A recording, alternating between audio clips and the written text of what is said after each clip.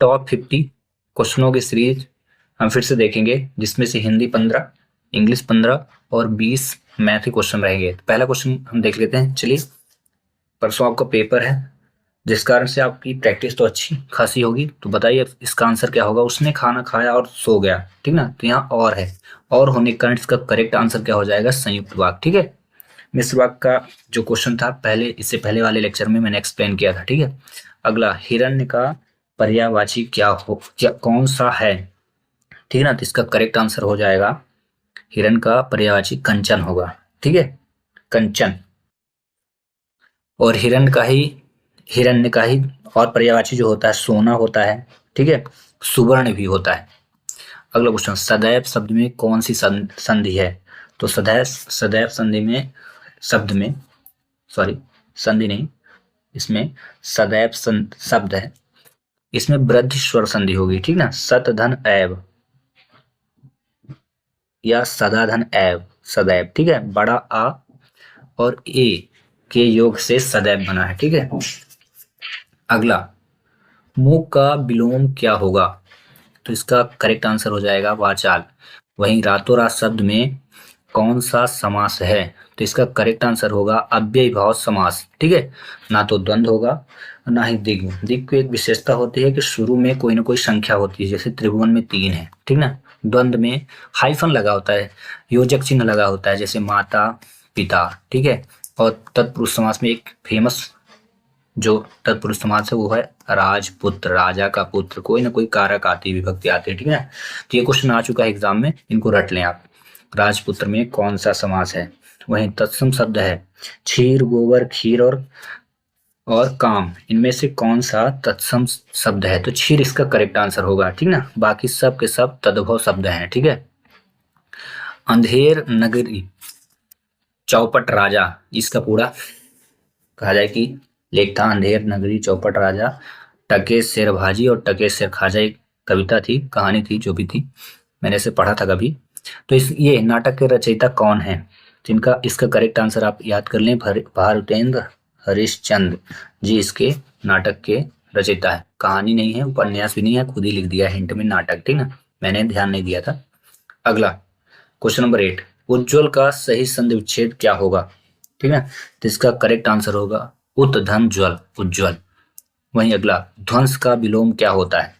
ठीक है, तो इसका करेक्ट आंसर हो जाएगा निर्माण। ध्वंस मतलब नष्ट करना, तो निर्माण मतलब बनाना। शुद्ध लेखन है, यहाँ आपको बताना है शुद्ध वर्तनी कौन है, नहीं सही कौन कौन सा लिखा है। तो इसका करेक्ट आंसर होगा अत्यधिक। ठीक है, वह निसंकोच शब्द में उपसर्ग क्या है। तो इसमें जो है निह उपसर्ग है। ठीक है, निसंकोच शब्द में उपसर्ग क्या है, निह। सेठ का स्त्रीलिंग क्या होगा। तो इसका सेठानी होगा। ठीक है, सेठ का स्त्रीलिंग क्या आप लिखेंगे, सेठानी। स्त्रीलिंग से क्वेश्चन आ सकते हैं, काफी लेक्चरों में मैंने एक्सप्लेन किया है और काफी पुराने सेट में मैंने देखा भी है। तो स्त्रीलिंग पुल्लिंग की आप प्रिपरेशन कर लें। इनमें से कौन सा वाक्य शुद्ध है, शुद्ध अशुद्ध पढ़ के जाए। मैं गया था, मैं कानपुर, गलत। मैं कानपुर गया, ये भी गलत। मैं कानपुर गया हूँ, ये भी गलत। और मैं कानपुर गया था, ये करेक्ट होगा। ठीक है, वही अगला क्वेश्चन देखते हैं। खग जाने, खग की भाषा लोकोक्त का अर्थ क्या है। तो इसको देखो, यहाँ पूछा गया लोकोक्ति। इससे पहले मैं मुहावरे के बारे में चर्चा कर रहा था, क्योंकि मुहावरे से भी क्वेश्चन आ सकता है, लोकोक्ति से भी आ सकता है। तो इस बार मैंने लोकोक्ति उठाई। खग जाने खग की भाषा, इसका मतलब होगा सब अपने अपने संपर्क के लोगों का हाल समझते हैं, उन्हीं से हाल चाल पूछते भी हैं। बिना संपर्क के लोग उसको मतलब ही नहीं रखते। अगला क्वेश्चन, क्वेश्चन नंबर 15, बतरस लालच लाल की मुरली धरी लुकाई, यह पंक्ति किसकी है। ठीक है, तो इसका करेक्ट आंसर हो जाएगा बिहारी जी ने इस पंक्ति को लिखा था। तो आपके सिलेबस में जो भी कहानी कविता उनके बारे में थोड़ी गहन स्टडी आप कर लें। ठीक ना, उससे आपको ही फायदा है, नुकसान नहीं है। अब हम क्वेश्चन नंबर 16 देखते हैं इंग्लिश के। फिर से 15 क्वेश्चनों को हम पढ़ेंगे। माई फ्रेंड इज, अब यहाँ आया fill in the blanks, good football player. तो क्या आएगा यहाँ पे, तो यहाँ आप लिखेंगे uh, my friend is a good, क्योंकि जब इसको आप पढ़ रहे थे इसका प्रोनाउंसिएशन गा आया था। ठीक ना, गा से शुरुआत हुआ। अब गा क्या होता है, हिंदी शब्दकोश में गा को व्यंजन बोलते हैं, व्यंजन के साथ अ का यूज होता है। ठीक ना, अगला, pick out one out, pick odd one out, इनमें से बताना है कि अलग कौन सा है। तो जैसे शिप, फ्रैगेट, सबमरीन, ये सब क्या है, जहाजें हैं, जबकि ओशियन क्या है, समुद्र है, इसलिए ये करेक्ट होगा। इनमें से अलग है, ये समुद्र है और ये समुद्र में चलने वाले क्या हैं, यातायात के साधन है, ठीक ना। वहीं question number 18, give plural of foot. Foot का प्लूरल वेरी इंपॉर्टेंट, मैन का प्लूरल, वुमेन का प्लूरल, इनको याद करें, ठीक ना। माउस का प्लूरल पिछले लेक्चर में मैंने पढ़ा था, ठीक ना। गूस लाउस का, LOUSE, लाउस का प्लूरल। और यहाँ पे ये जो एक इंपॉर्टेंट पूछा, फुट का प्लूरल क्या होगा, तो यस लगा है तो आप इसमें टिक नहीं करना, गलत है। इसमें भी यस लगा, टिक नहीं करना, ठीक ना। और फुट और सेम ये भी दे दिया, ये भी गलत है। फुट का प्लूरल फीट होता है, ठीक है। इसको आप पढ़ के जाना, अच्छे से रट के जाना। एंटोनियम्स ऑफ प्रीपोस्चर, प्रीपोस्चरस, इसका एंटोनियम्स क्या होगा, ठीक ना। तो इसका करेक्ट आंसर में भी सी होगा, सेंसिबल, यानी जो समझदार होता है उसको बोलते हैं। और प्रीपोस्चरस का मतलब होता है समझदार ना होना, ठीक है। अगला क्वेश्चन देखते हैं, which one is an adverb. Adverb की पहचान इसमें करना है। तो एडवर्ब में बहुत सारे टाइप्स होते हैं, टाइम होता है, मैनर होता है, ठीक ना। इसका जो यहाँ पे करेक्ट आंसर जो है ये है ए, यस्टरडे। ये है एडवर्ब ऑफ टाइम, ये समय बताता है। ब्यूटीफुल क्या है, एडजेक्टिव है, ठीक ना। हिमसेल्फ क्या है, प्रोनाउन है, ठीक ना। ये रेसिप्रोकल प्रोनाउन है, ध्यान रखना, रेसिप्रोकल प्रोनाउन, रेसिप्रोकल है, डेमोन्स्ट्रेटिव प्रोनाउन, ठीक है। और रिवर क्या है, नाउन है, ठीक है। ये करेक्ट आंसर होगा। कहने का मतलब एक क्वेश्चन पार्ट ऑफ स्पीच से आएगा तो आप पार्ट ऑफ स्पीच की स्टडी करके जाएं।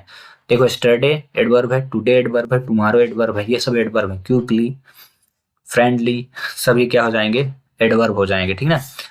फास्टली, फास्ट एडजेक्टिव होगा, लेकिन फास्टली क्या हो जाएगा, एडवर्ब, क्योंकि उसमें LY लग गया, ठीक है। अगला, which one of the following is a meaningful sentence. आपको यहाँ पे बताना है कि कौन सा जो यहाँ सेंटेंस लिखा है वो करेक्ट मीन्स दे रहा है, करेक्ट आंसर आपको बता रहा है, उसका करेक्ट आंसर आ रहा है, ठीक ना। तो ये, this task myself I will do, no. I myself, no. Task will myself, no. I will do this task myself, मैंने इस कार्य को स्वयं ही किया है, ठीक ना। ये करेक्ट है, बाकी सब रॉन्ग है। सब्जेक्ट के बाद कोई ना कोई वर्ब आनी चाहिए थी, तो यहाँ देखो सब्जेक्ट के बाद माई सेल्फ आया, इसलिए रॉन्ग। टास्क पहले आ गया, टास्क के बाद ये नहीं आना चाहिए था, ये रॉन्ग। आई विल, यहाँ पे this task my self, this task, ये डेमोन्स्ट्रेटिव एडजेक्टिव है, क्योंकि इसके साथ नाउन आया तो इसके तुरंत बाद वर्ब आनी चाहिए, तो माई सेल्फ आके गलत कर दिया, प्रोनाउन नहीं आना चाहिए था। तो करेक्ट आंसर ये, क्योंकि आई के साथ तुरंत वर्ब आया, इसके बाद ऑब्जेक्ट, अदर वर्ब जो भी आना था। Question number 22, is are not gold. ये वेरी इंपॉर्टेंट क्वेश्चन, ये तो 12वीं तक के मैंने पेपर में देखा कि इस क्वेश्चन को रीअरेंज करने के लिए दिया गया था। ये काफी बार एग्जाम मैंने देखा, फिल इन द ब्लैंक्स में, डू एज डायरेक्टेड में भी दे दिया, काफी बार दिया है, ठीक ना। इसका करेक्ट आंसर होगा all that glitters is not gold, मतलब हर एक चमकने वाली जो चीज होती है ना वो सोना नहीं होती है, इस चीज को नोट कर लेना।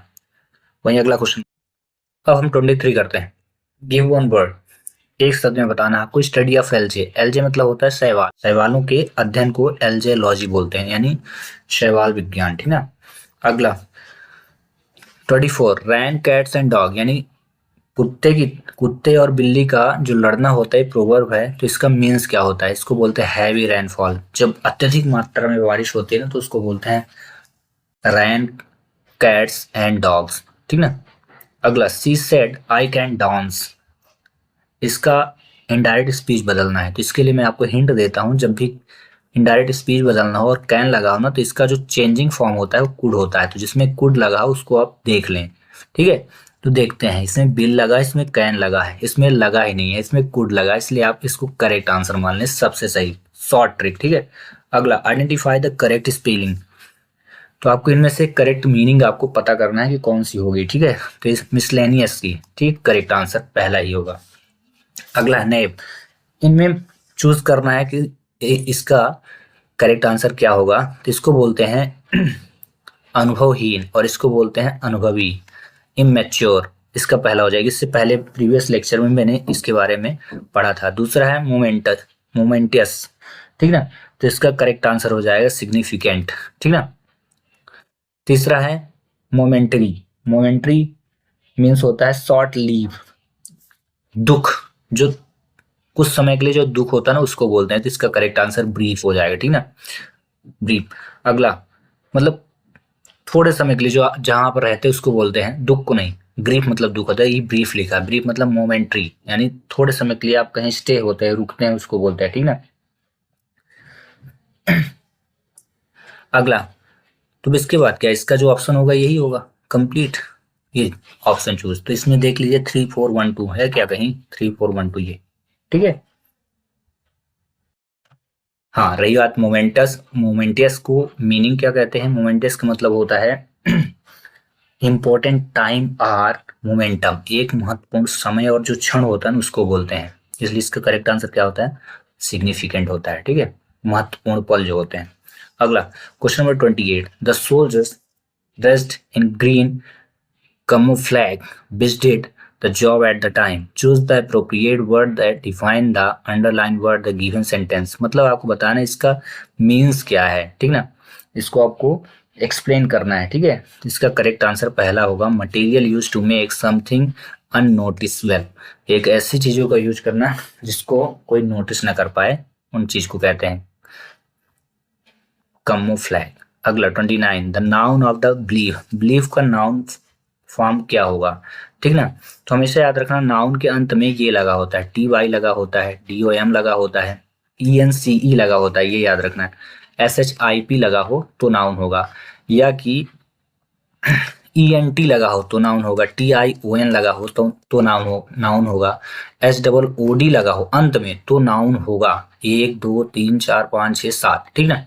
ये सारे चीजें आपको किसी भी वर्ड के अंत में देखना है। तो यहाँ वी ई एस लगा, नाउन नहीं है, आई एफ लगा, नाउन नहीं है, बी डी लगा, नाउन नहीं, तो बचा क्या, ई एन सी ई लग गया। एक और बच गया था एन ई डबल एस। ये 8 वर्ड मैंने बताए हैं, इनको आप नोट कर लो, और यही चीजें आप वर्ड के रूट में लास्ट में देख लेना, अगर वहां पे लगा हो तो आप समझ जाना कि ये नाउन है। नाउन की इससे बेस्ट पहचानना आपको कभी नहीं मिलेगी, ठीक ना। तो बिलीव का जो नाउन फॉर्म होगा वो क्या होगा, बिलीवनेस, ठीक ना। 29 का करेक्ट आंसर यही कहलाएगा, ठीक है। अगला क्वेश्चन देखते हैं,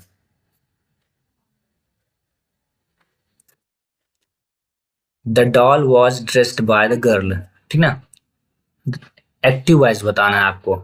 अब देखो, वॉज लगा है ना, वॉज का मतलब ये है कि इसको एक्टिव फॉर्म में बदलना है तो वर्ब की सेकंड फॉर्म लगेगी, ठीक ना। तो जिसमें वर्ब की सेकंड फॉर्म लगे, ड्रेस्ड का सेकंड फॉर्म ड्रेस्ड होता है, और पहली कंडीशन, और बाई हट जाएगा, ठीक है ना। तो देख लेते हैं, बाई लगा है, रॉन्ग हो गया, यहाँ गर्ल ड्रेस्ड लिखा है, ठीक है, सी ड्रेस्ड, यहाँ और चेंज होगा, ठीक है। जो लास्ट में लगा है ना, ये फर्स्ट में आएगा, और जो शुरू में है वो लास्ट में जाएगा।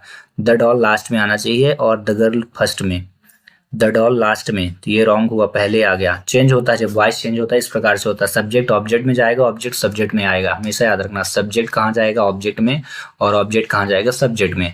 तो ये सब्जेक्ट हमारा, इसमें अगर देखें तो द डॉल है, तो ये लास्ट में जाएगा, और द गर्ल फर्स्ट में आएगा। तो द गर्ल इसमें लिखा, द गर्ल इसमें लिखा, मतलब इन्हीं दोनों में से कोई करेक्ट होगा, तो ये दो रॉन्ग हो गए। अब आते हैं अगले, अब दो में से किसी को चूज करना है, तो अब देख लेते हैं। इसमें the girl dressed the doll लिखा है, ठीक है, और इसमें लिखा है द गर्ल ड्रेस, इसमें सेकंड फॉर्म नहीं लगी, इसलिए ये भी रॉन्ग हो गया। तो इसका करेक्ट आंसर क्या हो जाएगा, लास्ट, ठीक है। और इस प्रकार ये 30 क्वेश्चन, 15 30 क्वेश्चन हुए कंप्लीट, ठीक है। चलिए आगे देखते हैं। ये हमारे लेक्चर का 100 क्वेश्चन की जो सीरीज थी उसमें से मैंने 20 क्वेश्चन उठाए, जिसमें से मैथ के 81 से सीरीज शुरू हुई है। तो फिर से हम प्रैक्टिस करेंगे वही 20 मैथ के क्वेश्चनों की। पहला है, क्या बोला है, इसका क्यूब रूट फाइंड करना है। तो काफी लेक्चरों में मैंने आपको एक्सप्लेन करके बताया क्यूब कैसे फाइंड करते हैं। अगर डाउट हो तो आप मेरे प्रीवियस लेक्चर जो भी प्लेलिस्ट में है, model science, model school, excellency school और नवोदय, एक प्लेलिस्ट बनी, उसमें आप जाकर के मेरे सभी लेक्चरों को आप देखें, उसमें आपको पूरा विस्तृत जानकारी मिल जाएगी। बट यहाँ पे क्योंकि अब एक दिन बाद पेपर है, तो हो सकता है कि आपकी प्रैक्टिस अच्छी हो गई हो। हम डायरेक्ट 27 का क्यूब रूट कितना होता है, 3, और 1331, इसका क्यूब रूट कितना होता है, 11, मतलब 27 का घनमूल 3 होता है, और 13 से 31 का जो घनमूल होता है वो क्या होता है, 11। इसलिए करेक्ट आंसर इसका क्या हो जाएगा, 3/11। इसी से मिलता जुलता एक क्वेश्चन मैं देता हूँ आपको, अगर आपकी पढ़ाई अच्छी से चल रही है अब, तो ये क्वेश्चन मैं दे दिया, 1/44 और 169, ये यहाँ पे स्क्वायर रूट दे दिया, इसका करेक्ट आंसर क्या होगा? वहीं एक क्वेश्चन दे दिया 1728 अपॉन दे दिया 512, इसमें क्यूब रूट दे दिया, तो क्वेश्चन दे दिया। अब इनके आंसर आप देखते हैं किसको आता है, कमेंट्स करें। एक बच्चे ने कमेंट्स किया था प्रीवियस ईयर प्रीवियस जो लेक्चर था मेरा, ऐसे ही आप पढ़ते जाइए, कमेंट्स करते जाए, तो ये पता चलेगा कि आप देख रहे हैं तो कुछ आपको नॉलेज हो रहा है। वो करेक्ट आंसर था उस बच्चे का। हाँ, जो भी कमेंट्स करेंगे तो उनको अगले लेक्चर में उनके बारे में बताया जरूर जाएगा। अगला क्वेश्चन देखते हैं, क्वेश्चन नंबर सेकंड। ये 20 क्वेश्चनों का क्वेश्चन नंबर सेकंड है। हाँ, रही बात हमारे 100 क्वेश्चन में से 20 उठे हैं, 32 है, ठीक है। ए तथा बी किसी कार्य को 16 दिन में करते हैं, इस प्रकार क्वेश्चन में पढ़ा चुका हूँ। वहीं ए उसी कार्य को 24 दिन में करता है, तो बी अकेला उस कार्य को कितने दिन में करेगा? तो इस प्रकार क्वेश्चन देखो, जब ए प्लस बी मिलकर किए तो कितने दिन में किए? 1/16, मतलब एक कार्य का 16 भाग हो गया। वहीं जब ए ने अकेले किया तो 24 दिन में, तो बी अकेला कितने दिन में करेगा? तो सिंपल ही है, आप क्या करें, प्यार से 1/16 लिखें और 1/24, इसको सब्ट्रैक्ट कर दीजिए, आंसर आएगा, ठीक ना। तो ये एलसीएम लेके करिए आप, जल्दी होगा। 24, 2 8 जा 12, 2 4 जा 6, 2 2 जा 3, 2 1 जा और 3 1 जा, ऐसे। तो एलसीएम कितना? 2 दूनी 4 दूनी 8 3 24 3 72, यानी 72 आया। एक मिनट, 2 8 जा 2 4 जा 2, ठीक है, ठीक है। 2 दूनी 4 दूनी 8 दूनी 16 3 48 होगा, 72 नहीं 48 एलसीएम, ठीक है। अब एलसीएम आ गया तो आपको करना क्या है, इससे इसको डिवाइड करिए, 3 आया और ऊपर 1 में मल्टीप्लाई तो 3 आएगा। फिर से 24 से इसको डिवाइड करिए तो 2 आएगा और ऊपर मल्टीप्लाई तो 2 आया, तो 1/48 आया। तो इसका करेक्ट आंसर जो होगा 48 होगा, ठीक है। इसी से मिलता जुलता एक क्वेश्चन देता हूँ, यहाँ 16 की जगह 20 दे दिया और यहाँ 24 की जगह 10 डेज, मतलब ए और बी मिलकर 20 दिन में किसी कार्य को करते हैं, टोटल वर्क कंप्लीट करते हैं। वहीं ए जो है ना 10 डेज में इसको कंप्लीट करता है, तो आपको कंप्लीटली बताना है कि अगर बी चाहे तो अकेला कितने दिन में करेगा, ठीक है। इस आंसर को आप कमेंट्स करें, हम कर लेते हैं अगला क्वेश्चन, ठीक है। फिर से स्क्वायर रूट फाइंड करना है, इस प्रकार क्वेश्चन आएगा। तो ये मैं काफी लेक्चरों में एक्सप्लेन किया हूँ, यहाँ पे डायरेक्ट आंसर बताता हूँ आपको, 0064, ठीक ना। 30 तक के स्क्वायर रूट आप 30 नहीं, 60 तक के स्क्वायर रूट आप याद करके रखें। तो 64 जो होता है 8 का स्क्वायर होता है, ठीक ना, और 64 के स्क्वायर रूट भी 8 होता है, ठीक ना। तो यहाँ मैंने 8 लिख दिया। अब रही बात पॉइंट की, तो पॉइंट कितने अंकों बाद आएगा? तो काफी बार समझाया हूँ, देखो इनको गिनना है, 1 2 3 4, 4 अंक बाद ये पॉइंट लगा है, दशमलव लगा है। तो जितने अंकों बाद लगा होगा उसको लिख करके उसमें 2 का डिवाइड करना है। किसका? 2 का। क्यों? उसका रीजन क्योंकि वर्गमूल बोला है, स्क्वायर रूट बोला है, ठीक ना। जब स्क्वायर रूट बोलेगा तो 2 का, और क्यूब रूट बोलेगा तो 3 का। लेकिन ये करना तभी जब पॉइंट लगा हो। तो 2 का डिवाइड किया तो 2 आया, मतलब इन ऑप्शनों में से वो ऑप्शन सही होगा जिसमें पॉइंट आफ्टर 2 डिजिट लगा होगा, यानी 2 अंकों बाद, ठीक है। जिसमें 3 1 2 3 अंकों बाद रॉन्ग, 1 2 3 4 अंकों बाद रॉन्ग, 1 2 3 रॉन्ग। तो करेक्ट आंसर क्या होगा? बी, ठीक है। इसी से मिलता जुलता एक क्वेश्चन में दे दिया 0.0008, 8 नहीं 4 दे दिया, इसका आंसर क्या होगा? फिर एक क्वेश्चन दे दिया 0.0400। चलिए देखते हैं इन दोनों क्वेश्चनों का आंसर कौन पहले कमेंट्स करेगा। अगला क्वेश्चन हम करते हैं, वेरी इंपॉर्टेंट क्वेश्चन है ये, इन्हीं क्वेश्चनों में से कंफर्म है कोई ना कोई क्वेश्चन आएगा। हाँ, जिन बच्चों की प्रैक्टिस अच्छी खासी है वो जरूर क्वेश्चन लगाते जाएं, क्योंकि ऑब्जेक्टिव क्वेश्चन जो आते हैं ना वो ऑब्जेक्टिव क्वेश्चन सॉल्व करने से ही बनते हैं, ठीक है। और हाँ, फिर से सजेशन बेस्ट है, आपको एनसीईआरटी सबसे ज्यादा लगाना है।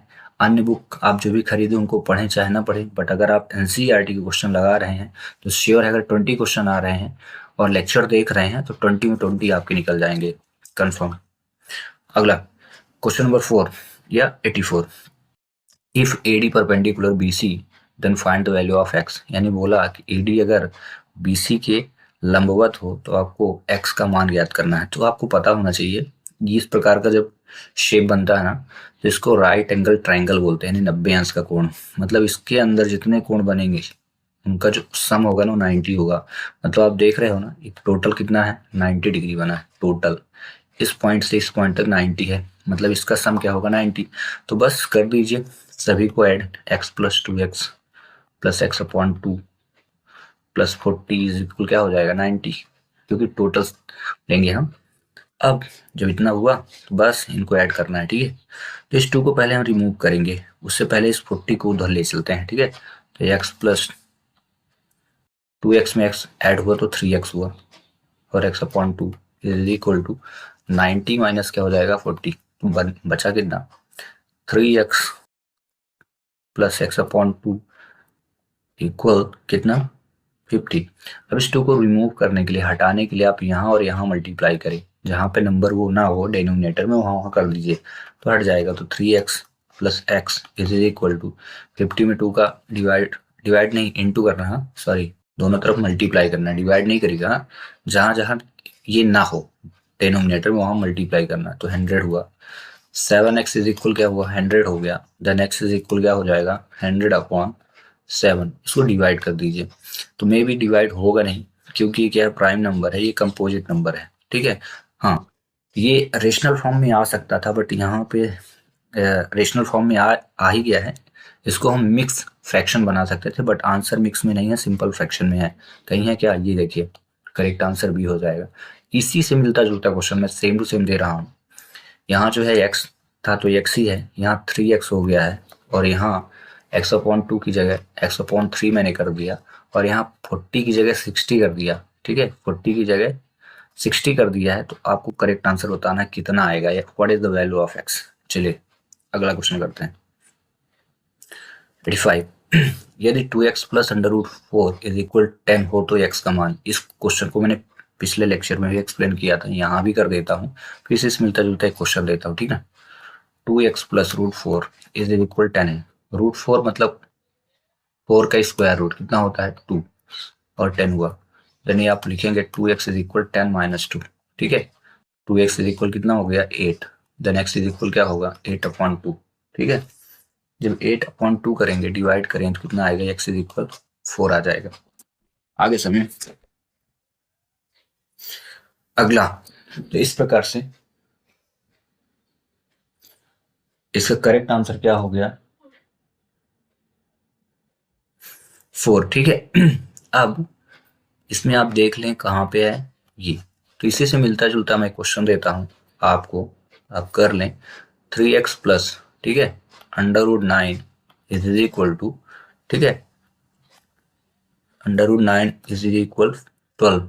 तो इसका x का मान जो होगा क्या होगा, फिर एक क्वेश्चन दे दिया 4x प्लस 16, इस बार मैंने माइनस दिया है और माइनस 16 कर दिया है, इज इक्वल टू कितना होगा आपको बताना, ठीक ना।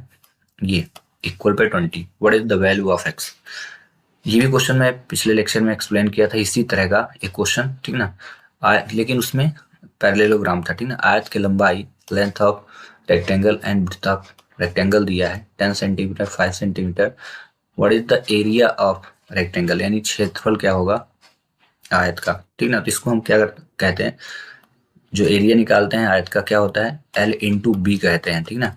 फार्मूला याद रखना, एरिया ऑफ रेक्टेंगल यानी आयत का क्षेत्रफल बराबर लंबाई गुणे चौड़ाई। तो बस इनका दोनों को इंटू करिए और आंसर की प्राप्ति होगी। तो 10 गुना 50 हुआ, शॉर्ट ट्रिक फटाक से, क्योंकि आंसर निकालना बहुत एक्सप्लेन करने की जरूरत नहीं, फटाक से आंसर निकालिए 50 सेंटीमीटर स्क्वायर।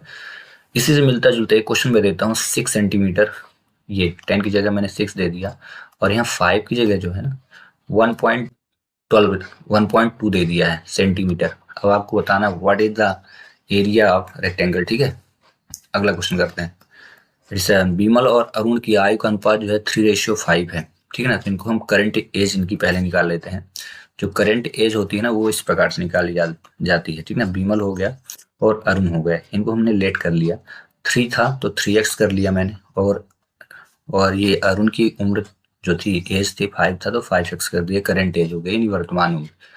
उनकी आयु का योग 80 वर्ष है, ठीक ना। 80 उम्र है, 80 साल, उनकी उम्र 80 साल है। 10 वर्ष बाद उनकी आयु का अनुपात क्या होगा। अभी जो है ना दोनों को जब ऐड करते हैं तो बोल रहे हैं कि 80 वर्ष के हो जाते हैं। तो 3 और 5 कितना हुआ 8x इज इक्वल 80, 8 1 जा 8 और 8 10 जा, यानी x की वैल्यू कितनी हो गई देखो 10 हो गई है, ठीक है।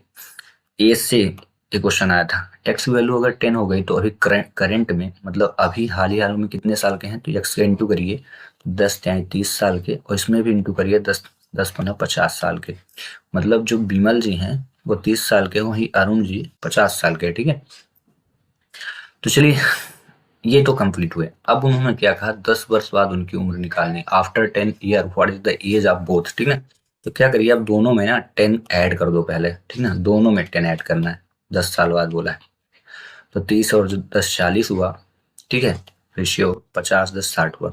अब यहाँ से इनको रेशियो में कन्वर्ट करना है, कटे तो काट देना है सिंपलेस्ट फॉर्म में। 2 2 जा कट गया और 2 3 जा कट गया, तो 2 रेशियो कितना हो गया, 3 हो गया। तो इसका करेक्ट आंसर क्या हो जाएगा, 2:3, ठीक है। इस प्रकार से आपको बड़े आसानी से क्वेश्चनों को सॉल्व करना है, अच्छे से समझना है, पढ़ना है, फिर करना है, ठीक है। इसी से मिलता जुलता एक क्वेश्चन मैं देता हूँ कि दोनों की उम्र जो थी ना वो 6:10 थी, ठीक ना। तो आपको बताना है, और उनकी आयु का जो अनुपात था वो 160 वर्ष था। कितना था, 160। तो 10 वर्ष बाद इसमें लिखा था। तो मैं पूछता हूँ कि आप बताइए, याद रखना जब आफ्टर बोलेगा ना तो प्लस करना, और जब बिफोर बोले, ये इस चीज को याद कर लेना, आफ्टर 10 ईयर यानी बाद, आफ्टर बोल दे तो प्लस करना है, और बिफोर बोल दे, ठीक ना, बिफोर बोले तो क्या करना, माइनस का साइन यूज करना है, ठीक ना। आफ्टर बोला था तो देखो मैंने क्या यूज किया था, यहाँ प्लस कर दिया था 10 को। अगर बिफोर बोलेगा तो माइनस का। रिकॉल करते जा रहा हूँ, आप बार बार रिमेम्बर कर रहा हूँ कि आप याद कर लेना, ठीक है। हाँ, तो 10 वर्ष बाद था इसमें, तो मैं इसमें क्या कर देता हूँ, 20 वर्ष पहले क्या उम्र थी, बिफोर 20 ईयर, इनकी उम्र क्या रही होगी। अगला क्वेश्चन, ठीक है। 15,000 की राशि है, यानी प्रिंसिपल है, और 3 वर्षों में प्राप्त साधारण ब्याज दिया है, यानी सिंपल इंटरेस्ट इसको बोलते हैं। सिंपल इंटरेस्ट आपके पास दिया है और ये प्रिंसिपल दिया है। तो इसमें बोला है, इसमें टाइम भी दिया है, टाइम टाइम क्या दिया है, 3 ईयर का। तो इसमें बोला है कि व्हाट इज द रेट, यानी वार्षिक, एनुअल रेट यानी वार्षिक दर कितनी होगी। तो इसके लिए फार्मूला हम बताते हैं आपको, जो अक्सर यूज किया जाता है वही फार्मूला लगाएंगे। Simple interest is equal to P into R into T upon 100 होता है। वहीं अगर हम आर बस डायरेक्ट निकालना चाहे तो इसके लिए फार्मूला इसी फार्मूले से हम बनाएंगे। तो आर को मैंने बाहर निकाल दिया, 100 को इधर इंटू किया, तो सिंपल इंटरेस्ट इंटू 100, और अपॉन में क्या बचेगा, पी अपॉन टी। तो यहाँ पे आप लिखें पी इंटू टी। बस सिंपल इंटरेस्ट जो भी दिया है रख दें, ये दिया था आप इसको रखें, 5400 इंटू 100 को अप्लाई करना ना भूलें। पी की वैल्यू 15,000 थी, तो आप इसको भी लिखें यहाँ पे, और टी 3 था। इसमें से जो भी 0 डिवाइड हो, कट जाए तो वो काट डालें आप, ठीक है। फिर सिंपलेस्ट फॉर्म में कन्वर्ट करना है, तो देखते हैं, 3 से ये कट रहा, निकम 3 3 अठे 24, और कुछ कट रहा क्या, हाँ, 3 6 जा 18 और 3 5 जा क्या होता है 15। तो बचा कितना है, अभी ये भी कट रहा, 5 1 जा 5 5 2 जा 10 और 6 2 जा कितना होता है 12। तो आंसर लास्ट में हम जो लिखेंगे 12% लिखेंगे। आई होप कि आपको समझ में आ गया होगा। तो इसी से मिलता जुलता एक क्वेश्चन मैं देता हूँ, आपको रेट ही फाइंड करना है। यहाँ जो चौमन दिया था 100, तो इसको मैंने 500 कर दिया है, और यहाँ 15,000 की राशि को मैंने 10,000 कर दिया है, ठीक है ना, 10,000 कर देता हूँ, और यहाँ 3 वर्ष की जगह 2 वर्ष कर दिया है। आपको बताना है कि रेट कितना होगा, ठीक ना। याद रखना 10,000, 2 वर्ष और 500 रुपए। अगला क्वेश्चन करते हैं, फिर से वही क्वेश्चन, स्क्वायर रूट फाइंड करने को। तो 16 का स्क्वायर रूट 4 होता है, ठीक है। उसके बाद यहाँ पे पॉइंट कैसे क्लियर होगा, तो 1 और 2 आफ्टर 2 डिजिट, यानी 2 अंकों बाद दशमलव है, तो जितना होगा उसमें 2 का डिवाइड करना, तो 1 आएगा, मतलब एक अंक बाद दशमलव लगने वाला। तो देख लेते हैं, 1 2 3 रॉन्ग, 1 2 रॉन्ग, करेक्ट आंसर क्या होगा, ये वाला, ठीक है। तो इससे मिलता जुलता क्वेश्चन मैं आपके लिए देता हूँ प्रैक्टिस करने के लिए, क्योंकि अब कल ही पेपर है। ध्यान रखना, जो भी आपको मैं क्वेश्चन देता हूँ उनको करना, ठीक ना। हाँ, डाउट है कमेंट्स करो, मैं आपको बता दूंगा। तो इसी मिलता जुलता क्वेश्चन 25 दे दिया, एक और क्वेश्चन दिया 1.44 दे दिया, एक और क्वेश्चन दे दिया 3.61 दे दिया, ठीक है। अब इसका करेक्ट आंसर क्या होगा आप कमेंट्स करें। अगला क्वेश्चन 1/4 माइनस 1/8 की वैल्यू क्या होगी? तो डायरेक्ट इसको आप ऐसे भी सॉल्व कर सकते हैं, इसमें इसका इंटू इसमें इसका, तो 8 1 जाए 8 माइनस 4 1 जा 4, फिर दोनों का इंटू आप कर दें, 8 4 जा 32, सब्ट्रैक्ट करिए 4/32, सिंपलेस्ट फॉर्म में कन्वर्ट करिए यानी इसके सरलतम रूप में, तो 4 एकम 4 4 8 32, तो 1/8 आ जाएगा। समझ गए आप? जल्दी जल्दी इसको समझिए और बन जाए सेट। देख लो इस क्वेश्चन का आंसर आ गया ना 1/8, ठीक है। तो 1/6 और माइनस दे दिया 1/12, इस क्वेश्चन का करेक्ट आंसर क्या हो सकता है बताइए? तो वहीं 1/10 माइनस 1/20 दे दिया, तो उस बार माइनस दिया तो इस बार प्लस दे दिया। देखते हैं कौन होशियार बंदा है, सबसे पहले कमेंट्स करेगा। अगला क्वेश्चन, क्वेश्चन नंबर 91, एक वस्तु की लागत यानी कॉस्ट प्राइस जो है इतनी है, जिसमें 18% का प्रॉफिट हो, तो बताइए सेलिंग प्राइस क्या होगी, ठीक ना। तो सेलिंग प्राइस का फार्मूला आप ध्यान रखें, जब प्रॉफिट दिया हो तो selling price is equal cost price into 100 plus profit percent होता है, ठीक है, और अपॉन में 100 होता है। तो सेलिंग प्राइस कितनी है? 7950, तो आप लिखिए 7950 इंटू 100 प्लस प्रॉफिट, यानी जितना प्रॉफिट दिया है ना उसमें आपको क्या करना है, 100 को ऐड करना है, तो कितना हो जाएगा ध्यान रखना, ठीक है ना, 100 को ऐड करना पड़ेगा। तो जब 100 आप ऐड करेंगे तो कितना हो जाएगा 100, तो 18 और 100 तो 118 हुआ, तो आप यहाँ रखिए इस प्रकार से और डिवाइड कर दीजिए, कितना कितना 79 डिवाइड में 100 करना है फार्मूले के अकॉर्डिंग, ठीक है। अब जो भी वैल्यू यहाँ डिवाइड हो तो उसको डिवाइड करें, बाकी आप छोड़ दें, ठीक ना। तो इसको चलिए आगे अब हम करते हैं। तो यहाँ से 0 तो डिवाइड हो रहा है तो इसको डिवाइड कर दें, 2 से ये डिवाइड हो रहा है तो 2 5 जा हुआ, और यहाँ 2 पंचे 10, अब 2 9 18, 5 से ये भी डिवाइड होगा, 5 एकम 5, 2 5 पचम 25, 5 9 45, और जितना बचा है उसको आप आपस में इंटू करें, तो 9 9 जा 81। कंफर्म है कि ये दोनों रॉन्ग होंगे क्योंकि दोनों की यूनिट का मल्टीप्लिकेशन 1 आ रहा है। अब इन्हीं दोनों में से कोई करेक्ट आंसर होगा। तो अब जैसे मैंने इन दोनों का मल्टीप्लाई कर लिया है, तो 9381 आप भी मल्टीप्लाई कर लें तो आप ही जान जाएंगे, तो करेक्ट आंसर ये हो जाएगा डी, ठीक है। इंटू करिएगा 159 इंटू 159 इंटू 59 करिएगा, करेक्ट आंसर आपको मिल जाएगा, ठीक है। किसी भी तरीके से आप मल्टीप्लिकेशन करिएगा। अगला क्वेश्चन इसी से मिलता जुलता एक क्वेश्चन मैं आपको दे देता हूं, ठीक है। तो यहाँ पे जो कॉस्ट प्राइस थी 7950, तो मैं थोड़ा इजी बनाया, 1800 दे दिया, और यहाँ की जो 18% था इसको मैंने कन्वर्ट कर दिया 40% में। तो आपको बताना है what is the selling price. याद रखना सेलिंग प्राइस यानी विक्रय मूल्य बोलते हैं। विक्रय मूल्य का फार्मूला क्या होता है, जब हमारे पास प्रॉफिट परसेंट दिया हो तो ये रहेगा, ठीक ना। वहीं लॉस परसेंट दिया होता तो फिर हम क्या करते हैं, यहाँ एल परसेंट लगा करके हम माइनस लगा देते, इतना बार चेंज करना, बाकी सब वही रहेगा, ठीक है। अगला, एक बार में 3 सिक्के उछालने पर कम से कम एक शीर्ष आने की प्रायिकता, शीर्ष का मतलब होता है हेड, कम से कम एक हेड आना चाहिए, ठीक ना, उसकी प्रोबेबिलिटी क्या होगी। तो मैं आपको बताऊं, जब भी 3 सिक्के उछाले जाते हैं तो ये प्रोबेबिलिटी बनती है, head head head head head tail head, ये हेड है एच लिखा, ठीक ना, हेड टेल हेड, ठीक है, फिर टेल हेड हेड, इसी प्रकार tail tail tail tail head head tail tail tail, फिर टेल हेड, यहाँ पे टेल टेल हेड, फिर फिर टेल हेड टेल, फिर हेड टेल टेल, इस प्रकार टोटल आप काउंट करेंगे तो 8 आने चाहिए। आए क्या, 1 2 3 4 5 6 7 8, ये डेनोमिनेटर को रिप्रेजेंट करेगा, मतलब ये मान जो है, तो इनमें से जहां भी आंसर आएगा ना ये टोटल कहलाता है डेनोमिनेटर, यानी प्रोबेबिलिटी जब हम निकालते हैं जो मैक्सिमम टोटल नंबर आते हैं वो डेनोमिनेटर में इन्हीं को रखते हैं, ठीक है। काउंटिंग जो होती है इसको बोलते हैं अनुकूल परिणामों की संख्या बटे कुल परिणामों की संख्या, ठीक ना, टोटल ऑब्जर्वेशन और number of sum of total observation, ठीक ना। तो ये यहाँ पे ये तो आ गया टोटल, अब इसमें से बोला क्या है, कम से कम एक शीर्ष आए, इसका मतलब है कि एक ज़्यादा से ज़्यादा आए चाहे ना आए, लेकिन कम से कम एक हेड जरूर होना चाहिए सभी में। तो इसमें देखो हेड है, इसमें भी हेड है, इसमें भी हेड आ रहा, हेड मतलब एच, इसमें भी एच आ रहा, इसमें भी एच आ रहा, इसमें भी आ रहा ना, और इसमें भी, मतलब कितने हेड आ गए, टोटल 7 हेड आ गए। वही बोला था कम से कम एक होना चाहिए, ज्यादा से ज्यादा चाहे 28 हो जाए कोई दिक्कत नहीं, लेकिन एक तो जरूर हो। तो आप देख रहे हो कि इसमें एक है, इसमें एक है, इसमें दो है, इसमें तीन है, इसमें दो है, इसमें दो है, इसमें भी एक है, और इसमें एक भी नहीं है, तो ये रॉन्ग हो जाएगा।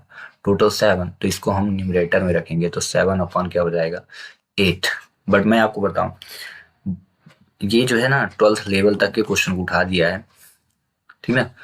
तो अगर आता है तो आप इसको रट लेना, ऐसे ही आएगा।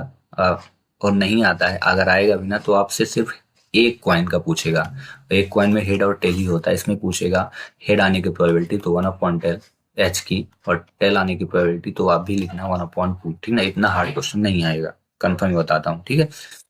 अगला क्वेश्चन 93, एक घन का कुल पृष्ठीय क्षेत्रफल टोटल CSA ऑफ क्यूब दिया है, ठीक ना, वर्ग इकाई है। इसको CSA ऑफ क्यूब का फार्मूला 6a² बोलते हैं, और यहाँ 24। तो घन का आयतन क्या होगा फाइंड करने को बोला है। पहले a की वैल्यू हम निकाल लेते हैं, 6 से इसको डिवाइड करिए, 4 आया, ठीक है। और a की वैल्यू 4, तो a का स्क्वायर रूट कितना हो जाएगा, कितना होता है a का स्क्वायर रूट 2, क्योंकि ये आ गया, ठीक ना। अब बोला इसका वॉल्यूम कितना होगा, तो आपको बता दूं, जो वॉल्यूम ऑफ क्यूब होता है वो a क्यूब कहलाता है, इसलिए 2 की पावर 3 निकालेंगे, और 2 की पावर 3 यानी 2 का क्यूब निकालना है, तो कितना हो जाएगा 8। तो करेक्ट आंसर कितना आ जाएगा आपका 8। इसी से मिलता जुलता मैं एक क्वेश्चन देता हूँ, ठीक है ना, आप कर लेंगे मे बी। तो 600, एक घन का कुल पृष्ठीय क्षेत्रफल 600 है, यानी 600 है, तो आपको बताना what is the volume of cube, ठीक ना। तो आप बताइए, तब तक हम चलते हैं अगले क्वेश्चन में।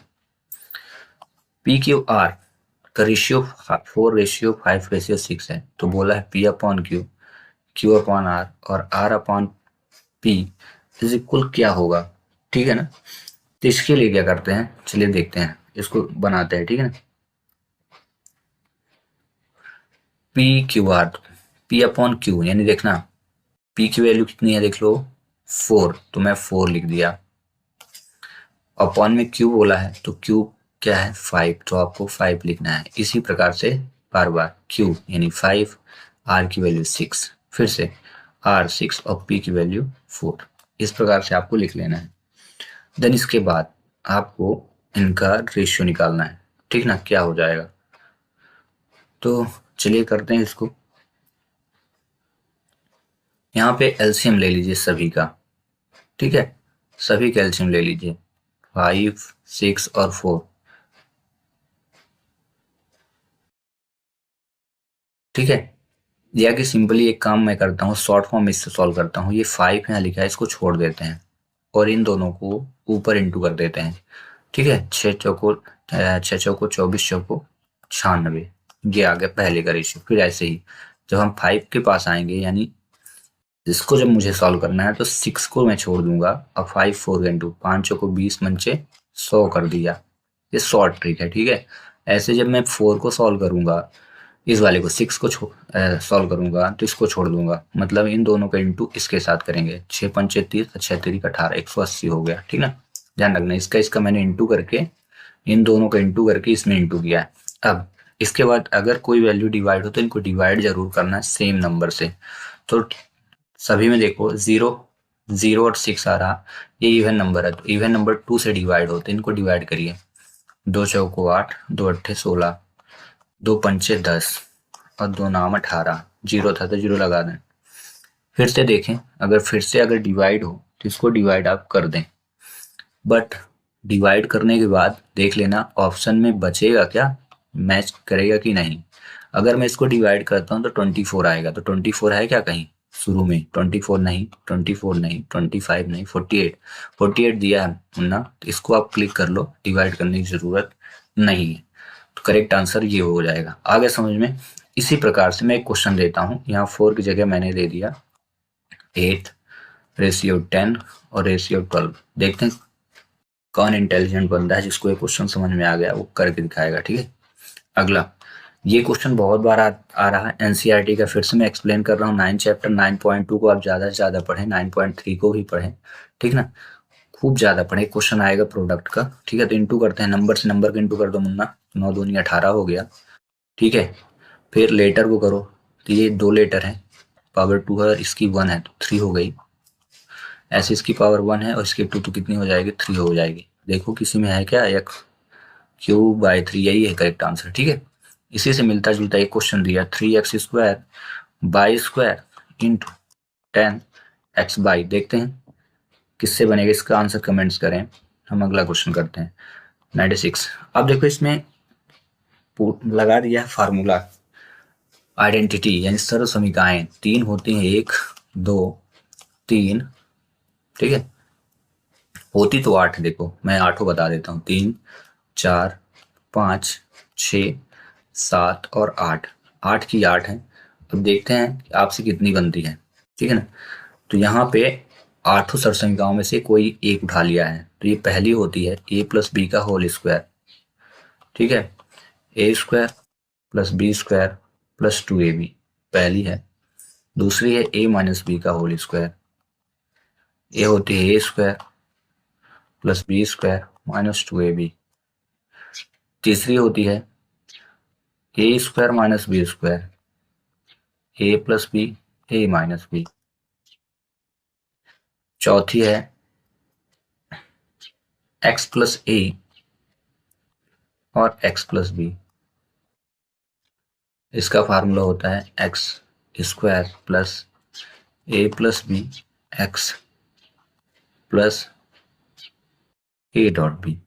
इन्हीं में से फिर कोई आइडेंटिटी आपसे एग्जाम में पूछी जा सकती है। पांचवी है x + y + z का होल स्क्वायर, ये होती है x² + y² + z² + 2xy 2yz और +2zx होती है, ठीक है।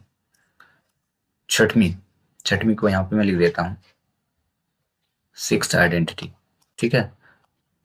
x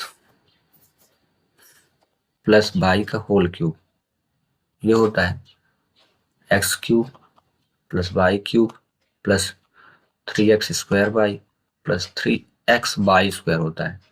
वहीं सातवीं जो होती है x - y का होल क्यूब, x³ - y³ और -3x² + 3xy² होता है, ठीक है। और अगली जो है 8th नंबर, ये होती है x³ + y³ + z³ - 3xyz = x + y + z bracket close, x² + y² + z² - xy -yz और -zx। ये 8 सरसंख्याएं प्लस 2 एक्स्ट्रा। 2 एक्स्ट्रा देखो ये हैं जिनको एग्जाम में पूछा गया, मैं काफी बार एग्जाम में देखा, प्रीवियस ईयर सेट में ये 2 फार्मूले पूछे गए थे। x³ - y³ = क्या होगा, तो याद रखना x - y माइनस में रहेगा तो पहले माइनस आएगा, उसके बाद प्लस लग जाएगा, x² + xy और प्लस y² रहेगा। वहीं x³ + y³ = आप इसको रट लेना मुन्ना, एक क्वेश्चन आ ही जाएगा। सन 2023 से 24 के लेक्चर में प्रीवियस सेट में मैंने देखा था, x + y x², देखो प्लस में रहेगा तो पहले प्लस आएगा, इसके बाद अंदर साइड माइनस आ जाएगा, बाकी सेम रहेगा दोनों में, ठीक है। बस चलिए, तो इसका करेक्ट आंसर देखते हैं। a² + b² - 2ab किस में है, तो देख लें आप, ये देखिए a² + b² - 2ab किस में होता है, आइडेंटिटी नंबर 2, ठीक है। देख लेते हैं किस में है, a² - b², ये है फार्मूला, ठीक है। तो ये करेक्ट आंसर होगा, ठीक है। इसी प्रकार ये कौन सा है, मैंने बताया a + b का होल क्यूब, यानी a + b या x + y, तो ये 6th की। ये कौन सी है, a + b a - b 3rd, ये मैंने बताया। और ये वाली कौन सी है, तो फर्स्ट आइडेंटिटी यानी सरसंख्या पहली। सब रट लो आप, ठीक है। अगला करते हैं फैक्टर निकालना है तो काफी बार इसके बारे में मैंने बताया। ठीक है, अब इसकी हिंट से इसको मैं सॉल्व करता हूँ। यहाँ लिखा प्लस, इसका मतलब है जो भी फैक्टर हमारे आएंगे उनका आपस में हम इंटू करें तो प्लस आना चाहिए। ठीक है, तो देख लेते हैं, इसका माइनस का और इसका इंटू किया तो माइनस आ गया, इसलिए रॉन्ग। प्लस और माइनस का इंटू किया तो ये भी माइनस आ गया, ये भी रॉन्ग। अब देखो, माइनस और माइनस के इंटू किया तो प्लस आ गया, इसमें देखते हैं माइनस और प्लस का इंटू किया तो माइनस आ गया। तो कभी कभी ऑप्शन सॉल्व होते हैं तो इस प्रकार से भी आप ट्रिक से सॉल्व कर सकते हो। ठीक है, माइनस माइनस प्लस हुआ इसलिए सही है, क्योंकि यहाँ साइन लिखा था प्लस, ये श्योर था कि इंटू करने पे दोनों जो नंबर होंगे उनका आपस में इंटू करने पे 24 आना चाहिए, प्लस साइन क्या आना चाहिए, प्लस में आनी चाहिए, तो आ गई। ठीक है, इस प्रकार ये क्वेश्चन सॉल्व। अगला, आप ऐसे कर सकते हैं, कोई दिक्कत नहीं है, आपको वहां एक्सप्लेन थोड़ी ना करना है, टिक करना सही। 98, किसी कक्षा के 5 विद्यार्थी जिनका वजन दिया है 30 kg, 30 kg, 60 kg, 100 kg और 50 kg, find the average. Total average find करना है, तो इसको क्या करते हैं, एवरेज निकालने के लिए सभी को ऐड करना है। 30 + 30 + 60 + 100 और प्लस 150। जब सभी को ऐड कर लेना, उसके बाद लिखा क्या, 5 स्टूडेंट है ना, तो 5 के डिवाइड कर देना। ऐड करने के बाद तो सभी को ऐड जब किया आपने 370 आया। इसमें मैंने क्या बोला था, 5 का डिवाइड करना है, क्योंकि एवरेज कैसे निकालते हैं, टोटल नंबर जितने होंगे उनको ऐड करके टोटल जितने उसको डिवाइड कर देना है। ठीक है, तो इसका डिवाइड क्या हो जाएगा, 5 7 35, 2 बचा तो 5 चौको 20, 74। तो इसका करेक्ट आंसर ये हो जाएगा। एवरेज भी ऐसे निकाला जाता है, और डाटा दिया हो तो उसका मीन भी ऐसे ही निकालते हैं। ठीक ना, और माध्य दिया हो तो दोनों सेम ही निकालते हैं। ठीक है, तो इसी से मिलता जुलता एक क्वेश्चन देता हूँ। 30 की जगह 60 दे दिया, ठीक ना, और 60 की जगह 120 दे दिया। ठीक है, और इसको 200 कर दिया, इसको 300 कर दिया, और इसको जो है ना 60 कर दिया। आप देखते हैं करेक्ट आंसर कौन भेजेगा, एवरेज निकालना है। अगला, 1250 रुपए पर 12% की दर से चक्र ब्याज, फिर से कंपाउंड इंटरेस्ट से क्वेश्चन। इसके बारे में मैंने पिछले लेक्चर में बताया था कि ये जो है प्रिंसिपल दिया है, ये जो है रेट दिया है, और वार्षिक ब्याज संयोजित राशि, और ये दिया है अमाउंट दिया है, तब समय क्या होगा, टाइम पूछा है, क्या होगा। तो इसके लिए फार्मूला आप लगाएं और आंसर पाएं। ठीक है, तो यहाँ पे हम लिखेंगे A = P ब्रैकेट 1 + R/100 कर देना, की पावर n कर देना। A की वैल्यू कितनी है, 1568। ठीक है, अपॉन में 1250 ब्रैकेट 1 + R दी, R की वैल्यू 12/100। उस बार रेट पूछा था, इस बार टाइम पूछा है। ठीक है, इसको डिवाइड करें 1568 और अपॉन लिखिए 1250, ये डिवाइड पे आ गया है, और इसको इंटू कर दीजिए तो 100 + 12/100 हो जाएगा। पावर में n लगा के रखें। अब इसके बाद इनको डिवाइड करें, कटे तो 2 7 14, 2 8 16, 2 9 18, ये भी कटेगा, 2 6 12, 2 दूनी 4, 2 पंच, और कटे तो और काटिए, 2 7 14 और 2 8 16, 2 9 18, 7 8 9 6 2 5 आ गया। और इसको डिवाइड करें अगर कटे तो, ये पहले ऐड करिए, अपॉन ये हो गया, पावर n हो गई। ठीक है,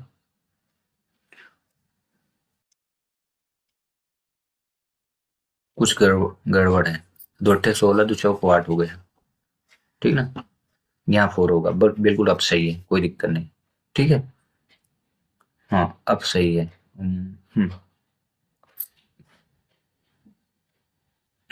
अब यहाँ पे डिवाइड करिए, कटे तो कट जाएगा, 4 दूनी 8 और 4 3 12, 4 दूनी 8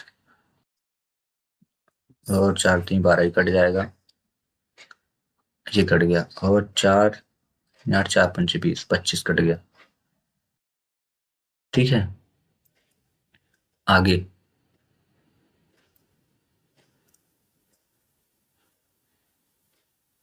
और कटे तो काटे, 112, 12% था, बिल्कुल सही है। 2 से काटते हैं हम इसको थोड़ा थोड़ा करके, तो 2 छक्का 2 पंचे 10 हो जाएगा, 2 छक्का 12 हो जाएगा। ठीक है, और इसको मैंने काटा तो 50 आया, ये गलत हो गया। 4 दूनी 8, 4 8 32 होना चाहिए थे, रॉन्ग हो गया था। ये देखो 1 1 2 में जब 4 का डिवाइड करोगे तो 28 आएगा, और यहाँ पे 25 आएगा। ठीक है, अब सही है, 28/25। अब इसको जितना भी लिखा है इसको आप लिख लो 784/625। क्या होता है फास्ट जल्दी जल्दी कैलकुलेशन में थोड़ी सी गलती हो जाती है, ध्यान रखें। हम पढ़ाते रहते हैं तो हमसे रॉन्ग हो सकता है, तो सोचिए आप लोग तो पढ़ते ही नहीं है, आपसे ही रॉन्ग हो सकता है। यहाँ 28/25, तो चूंकि मुझे पता है 28 जो है 28 का जो स्क्वायर होता है ना वो यही होता है, और 25 का स्क्वायर यही होता है, स्क्वायर दोनों का। तो आप यहाँ लिखिए 28/25 का स्क्वायर कर दीजिए और इज इक्वल 28/25 यहाँ पे आर से लिखिए और एन। और देखो दोनों डिवाइड हो गए, सेम हो गए, तो 2 इज इक्वल क्या होता है एन। आपको चेक कर क्रॉस चेक करना हो ना, तो 28 को 2 टाइम मल्टीप्लाई करना ये आएगा, और इसको 2 बार मल्टीप्लाई करना ये आएगा, तो एन की वैल्यू 2 आ गई। तो करेक्ट आंसर क्या हो जाएगा आपका ये, ठीक ना। इतने बड़े क्वेश्चन अगर आते हैं तो आपको टच नहीं करना है कि आप फंस जाओ, इनको लास्ट में करना, नहीं बनेगा तो फिर तुक्का मार देना। इसके लिए बहुत प्रैक्टिस की जरूरत है, ठीक है। अब यहाँ इसका 6 लिखा है टाइम, ठीक है, यहाँ 6 लिखा है, तो इसका मतलब है अब इसको सॉल्व करने के लिए दिमाग की जरूरत है। तो 64 का आप एलसीएम ले लेना, ठीक है। तो 2 तिहाई 6, 2 दूनी, जब पावर ज्यादा हो तो तुरंत एलसीएम लेना। 2 16, 2 8, 2 4, तो 2 2 जा और 2 1 जा, ये आया। तो कितने हैं 1 2 3 4 5 6, एंड 2 की पावर 6 जो है ना वो 64 है। ऐसे 7 to 9 का एलसीएम ले लेना मुन्ना, क्योंकि पावर 6 है, ध्यान रखना पावर क्या है 6 है, इसलिए ऐसा किया जा रहा है, ठीक है। इसको 3 से डिवाइड करना, 3 2 जा, 3 4 जा, 3 3 जा, 3 8 जा, 3 1 जा, 3 27, फिर 3 से डिवाइड करिए तो 9, 3 से 3 और 3 से 1। में भी इसको कैलकुलेट करिए, ये भी 6 ही आना चाहिए तभी सॉल्व हो पाएगा। ये तो 6 थे, और ये 1 2 3 4 5 6, ये भी 6 ही हैं, यानी 3 की पावर 6 हो गई। देखिए, और इनकी पावर ये देखो, यहाँ 6 लिखा था ना, मैं इसको बाहर कर रहा हूँ तो 1/6 हो गया। अब यहाँ 2/3 लिखिए, बाहर 6 टोटल दोनों का पावर दिखाएंगे, और 1/6 था और दोनों डिवाइड हुआ, तो आंसर क्या हुआ, तो 2/3। करेक्ट आंसर कौन सा हो गया ये। थोड़ा सा इतना याद रखिएगा, आपको तो सिर्फ इतना ही पता है ना, इतना।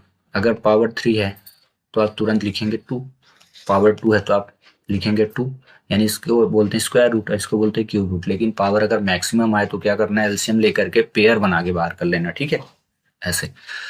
तो इस प्रकार सभी क्वेश्चन हो गए हैं कंप्लीट। इसी से मिलता जुलता एक क्वेश्चन मैं दे देता हूं आपको, ठीक ना, उनको आप कर लें अगर आपसे बने। ये 16 दे दिया है, हमें 4 दे रहा हूं, यहाँ 81 दे दिया। अब इसमें आपको बताना है कि इसकी वैल्यू क्या होगी, what is the correct value, यानी इसका मान क्या होगा। तो इसी प्रकार से आपको एलसीएम लेकर के पेयर बनाना है, फिर पेयर बना के इनको डिवाइड कर देना, ठीक। अब एक चीज आपके मन में अगर डाउट हो कि ये सारी चीजें यहाँ 6 लिखा गया क्यों लिखा गया, उसका रीजन बताता हूँ। 64 को मैंने सॉल्व किया, 64 का जब मैंने एलसीएम लिया तो 6 टाइम 2 आया है, इसलिए मैंने 2 की पावर 6। वहीं 7 to 9 को जब एलसीएम लिया तो 6 बार 3 आया था, इसलिए मैं 3 की पावर 6 किया। अब जब इसको सॉल्व किया आगे तो 2/3 लिख के पावर 6 रखी, इकलौती उसका रीजन ये था कि दोनों में सेम ही पावर थी, इसलिए बाहर कर दिया। और इस पावर से ये जो, ध्यान रखना रूट जब हटाते हैं ना, जैसे रूट ये लिखा था ना, जैसे रूट हटाएंगे, हटाते ये क्या होता है, रूट हट के 1/6 पावर में बनता है, इसलिए मैंने 1/6 लिखा और फिर 6 से 6 को डिवाइड किया यहाँ पे। इसी प्रकार से आपको इस क्वेश्चन को करना है, ठीक है। चलिए मिलते हैं कुछ नए क्वेश्चनों के साथ नेक्स्ट लेक्चर में। Till thanks for watching.